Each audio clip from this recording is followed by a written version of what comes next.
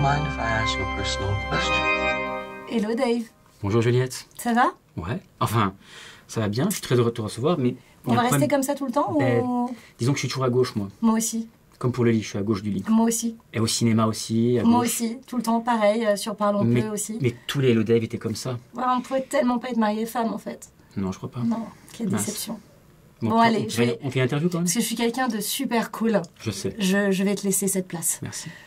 Tu t'en rappelleras hein? Je m'en rappelle, Ok. je note. Ok, ça marche.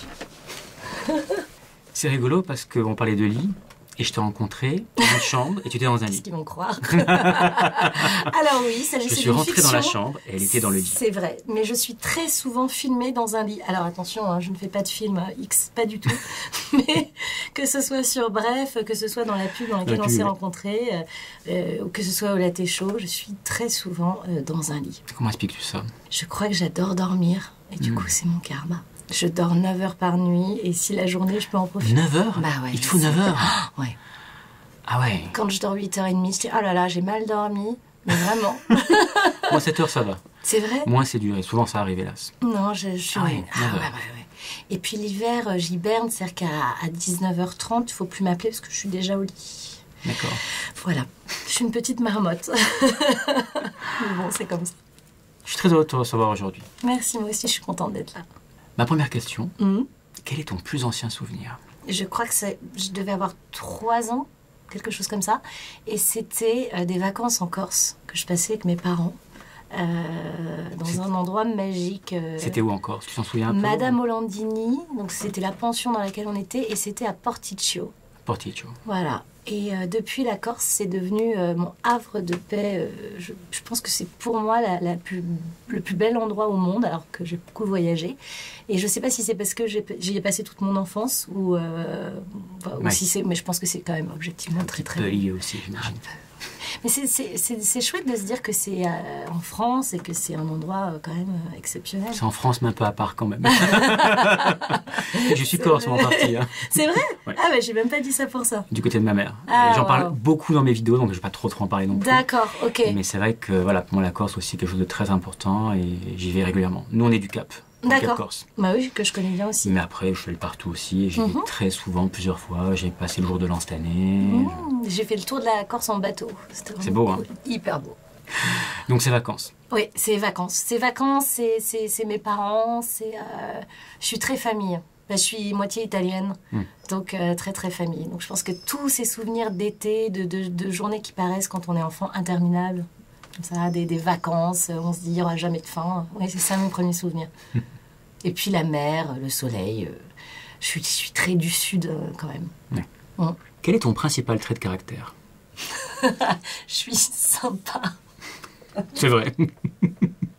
Ça me fait rire, mais je pense que mes potes contrôleront pas cette... ça fait un peu la fille qui a le nom qui dit « Ouais, je suis sympa ». Non, je crois que je suis sympa, vraiment.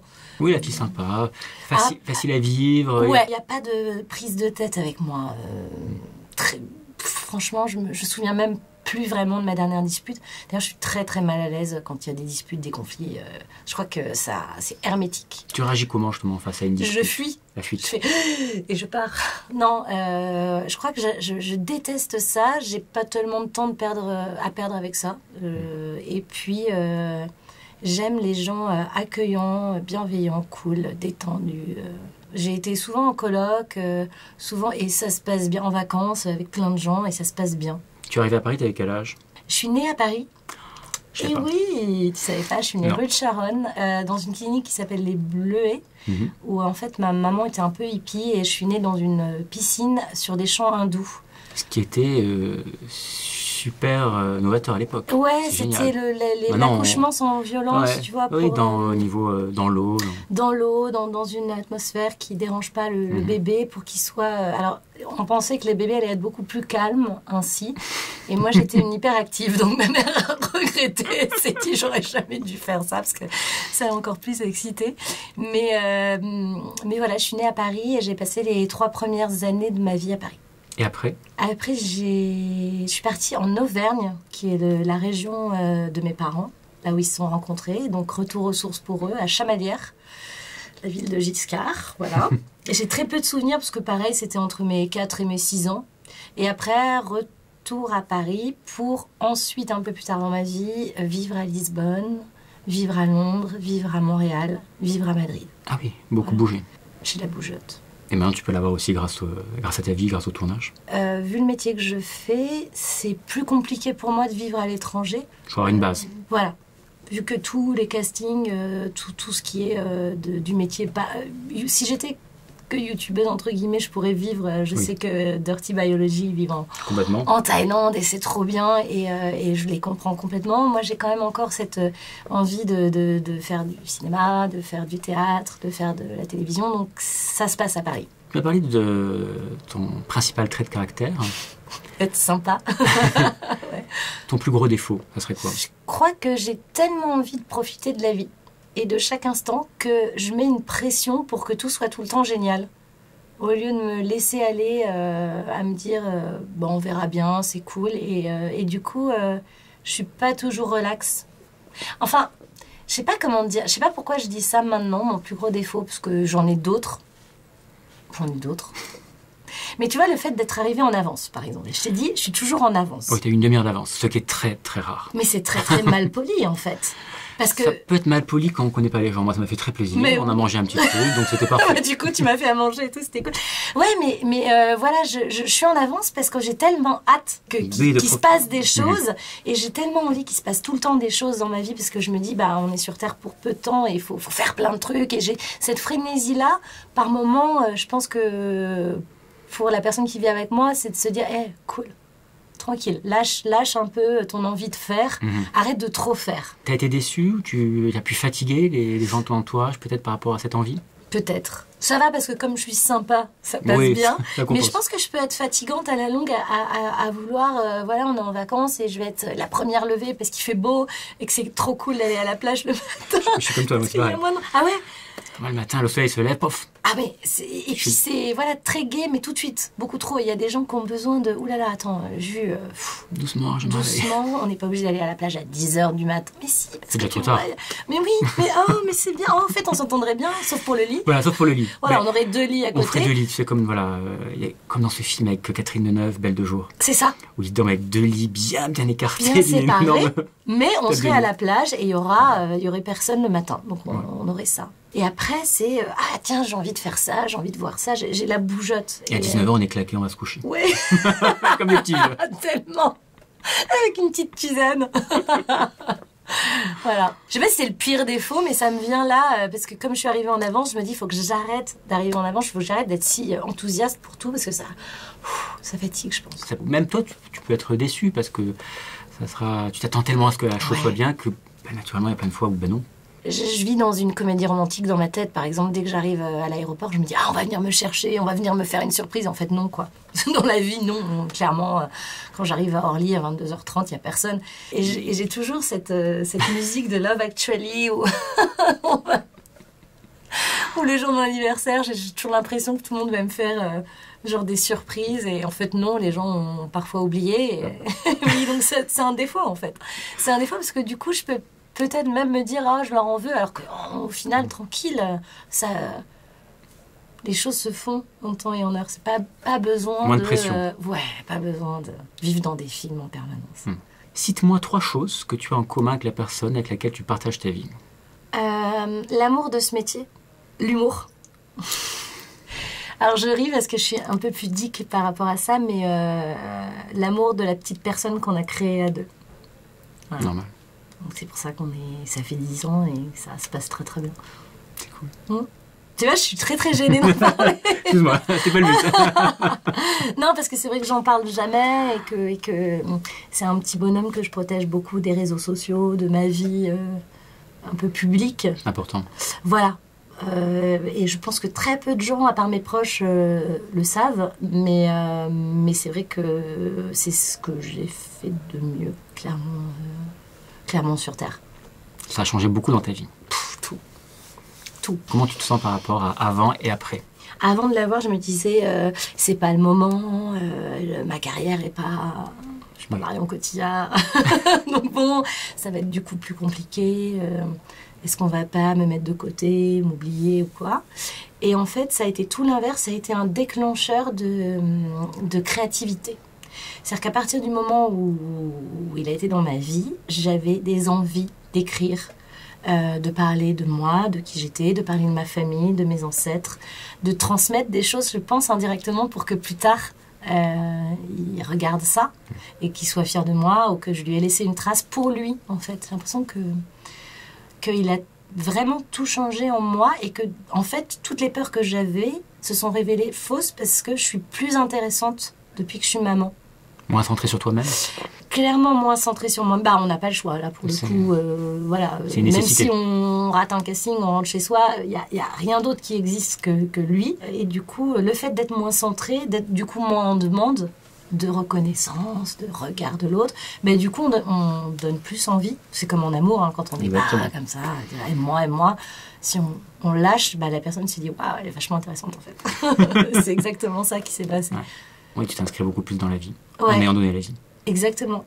Le soir et le week-end, c'est pour mon fils. Ça, c'est très, très important. Je coupe. C'est une nécessité, il faut couper. Et souvent, on ne le fait pas dans ce métier et on s'épuise. On s'épuise à ne pas avoir ces moments de relâche qui vont nous ressourcer. On joue mieux aussi. Moi, depuis que je suis maman, je joue mieux parce que j'ai vécu des choses fortes qui font que dans mon jeu, j'ai l'impression que c'est plus subtil qu'avant. J'avais tout d'un coup beaucoup plus de palette de jeu. Donc il faut vivre, en fait. Il faut vivre énormément dans ce métier si on veut retransmettre des choses crédibles. La morale, c'est ça, ne pas avoir peur de vivre. Non. Vivre sa vie, à fond. Exactement.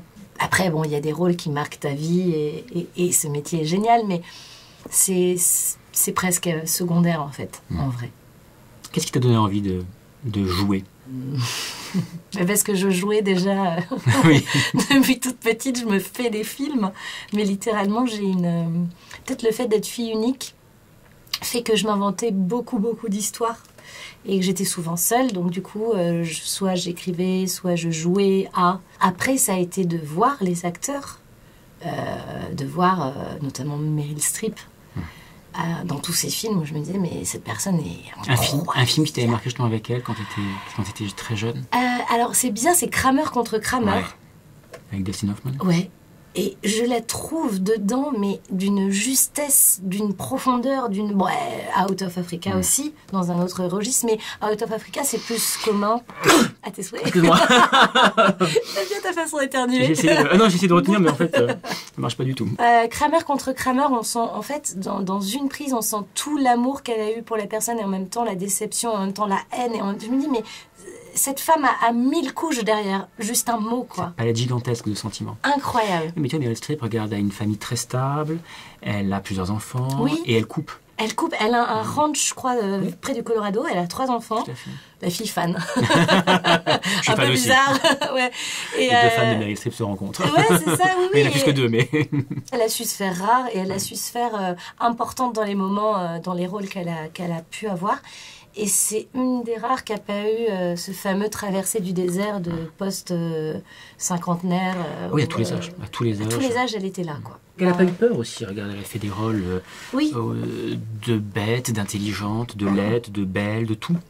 Des comédies assez légères et simples, des films très profonds. Des comédies musicales. Aussi. Elle prend des risques. Gigantesques. Ouais. Et des rôles, dans Le Diable s'habille en Prada, elle est... Mais c'est les meilleurs rôles, les rôles de méchante. En fait. Mais dans L'amour va si bien, je l'adore. Mais quelle joie, mais non, mais parce que c'est un exutoire. De mauvaise actrice, elle joue la mauvaise actrice, ce qui est génial. Mais c'est génial. Et le switch entre justement les moments où elle joue, mal exprès, et les moments où elle est en fait ce pauvre personnage en détresse, et que là elle est super.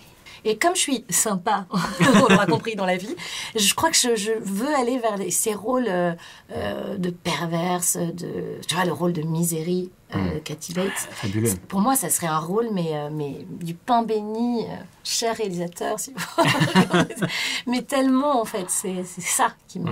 Imagine que pendant une journée, tu te retrouves dans la peau d'un homme. Tu n'es plus Juliette, tu es Jules. Qu'est-ce que tu es, Jules? Bon, je vais pas me mentir, je suis assez féministe. Je fais des séries autour de ça. Alors, je sais que ce mot agace. Moi, je fais bien attention à exprimer mon féminisme de manière sympathique en disant en fait pour moi c'est l'égalité des droits en fait, c'est que les femmes aient les mêmes droits, les mêmes traitements en fait économiques, judiciaires, sociaux que les hommes et les mêmes chances, puissent faire les mêmes choses aussi. Puissent faire les mêmes choses exactement et pas même les barrières psychologiques qu'on leur met. Mais en fait c'est plus que féministe, c'est humaniste, c'est-à-dire que tout le monde en fait c'est pas les femmes, les hommes, parce qu'en fait, c'est quel que soit ton sexe et quelle que soit ta couleur de peau, ou ta religion, et c'est humaniste, ou ta religion, que tu puisses avoir les mêmes droits, les mêmes chances, en fait, d'être libre. Donc, si j'étais un homme, je pense que je ferais en sorte de changer la mentalité de certains hommes autour de moi. Pour la journée des droits internationaux des femmes sur Parlons Peu, on a invité Nicolas Bernot et on a voulu lui donner carte blanche à lui parce que ça nous semblait important que ce soit un homme qui en parle. Je trouvais que c'était beaucoup plus percutant. Et on a bien renversé en mettant à la fin tout ce que les hommes ont le droit aussi de revendiquer eux parce qu'ils ont aussi beaucoup de pression sur le fait d'être un bon coup, d'assurer partout économiquement. Oui, ou la fameuse phrase « sois un homme ». Sensible. Oui, voilà, c'est horrible. Moi, n'exprime pas tes sentiments, sois dur, réussis, cette pression qui est gigantesque aussi. Qui est horrible. Moi, j'ai entendu récemment une dame dire à mon fils... Sois belle et tais-toi. Mais c'est ça, tu peux pas pleurer, t'es un garçon. Et j'étais là, mais arrêtez de dire ça. Mais bien sûr qu'un garçon peut pleurer, laissez-les pleurer, laissez-les être sensibles, laissez-les s'entretenir s'ils ont envie de s'entretenir sans remettre en cause leur orientation sexuelle. Enfin, je veux dire... Voilà, je pense qu'on a tous des dictates et des pressions. Et ce qui serait chouette, c'est qu'on n'en parle plus, quoi, de tout ça. Restons sur la journée. Imagine qu'il ne te reste plus qu'une journée à vivre. Et qu'est-ce que je ferais? Qu'est-ce que tu ferais? Ou presque, j'allais te dire, est-ce qu'il y a quelque chose que tu aurais regretté de ne pas faire, de ne pas avoir fait? Alors moi, je crois que j'inviterais tous les gens de ma famille que je vois pas souvent. Je louerais une maison à la campagne avec un lac et une barque et je passerai la journée à faire un énorme pique-nique géant avec tous les gens que j'aime et je leur dirai tout ce que j'ai peut-être pas eu le temps de leur dire. Donc déjà il y aura mon fils, c'est sûr. Mais je lui dis je t'aime à peu près 40 fois par jour, donc je pense qu'il a bien compris. Mais il y a des gens, je suis plus pudique et peut-être que je leur dis pas assez. Et donc je réunirai tous ces gens-là et je ferai ça toute la journée. Ça sera chiant pour tout le monde peut-être, mais je dirais ça. Ça me fait penser, quand tu dis au bord d'un lac ou tout ça, ça me fait penser à Un dimanche à la campagne. C'était un film de, je sais pas si c'était Tavernier, avec Sabine Azema, années 80. Beaucoup de films sur l'espèce de parenthèse où on se dit c'est la dernière fois où ces gens se voient, se réunissent. Ouais. Bah, y a une quiétude, la campagne, déjà, en fait, être isolée, sortie de son contexte de sa vie frénétique. Et puis non, la famille, les amis, enfin, quoi d'autre, quoi, finalement. Je préférerais moins bien réussir dans mon métier et avoir les amis que j'ai, enfin... Oui. Garder ton groupe. Ouais, c'est plus important pour moi que réussir très fortement et être seul. Ouais, l'angoisse. C'est pour ça que ça me fait peur, les gens qui, coûte que coûte, ont besoin de pouvoir, d'argent et qui s'isolent un peu. Mais tu as dit, coûte que coûte, à la fin, ils finissent seuls. C'est ça. Ça n'en vaut pas. On n'a qu'une vie, hein, donc... Il y a les courses. Voilà, donc non. Faut en profiter. Je vais te laisser seul. Okay. Tu as 1 minute, tu peux avoir moins si tu veux, hein, mais tu as 1 minute pour enregistrer ton dernier message translunaire. Alors, bienvenue sur Terre.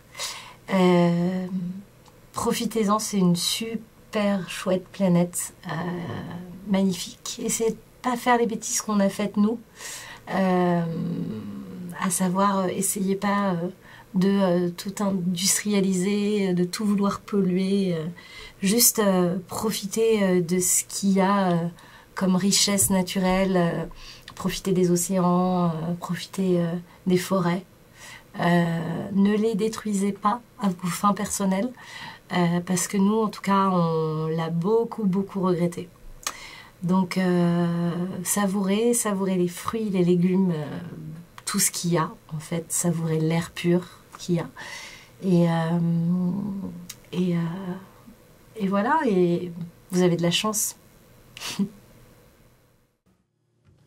Si tu arrives jusqu'ici et que t'en vas encore, clique ici en bas à droite. Et si tu veux voir ma prochaine vidéo, abonne-toi à ma chaîne en cliquant ici, sur la gauche.